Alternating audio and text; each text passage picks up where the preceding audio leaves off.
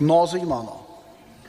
Kim shubhali ishlardan o'zini tiysa, ochiq oydin bo'lgan gunohlardan tiyilishda yana ham qattiqroq bo'ladi.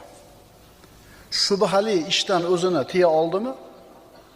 Gunoh emasligi shubhali bo'lib turgan narsadanki o'zini tiya oldimi inson?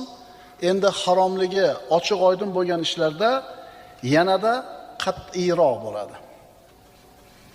Shubhalikni tark qilishlik insonni taqvosiga dalolat qiladi.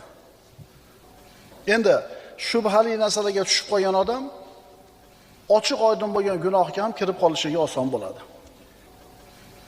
Qasddan, jur'at bilan odamlarning nazdida shubhali bo'lgan gunohni sodir qilsa birov, keyinchalik ochiq oydin gunohni ham sodir etishlikka unda jur'at paydo bo'ladi.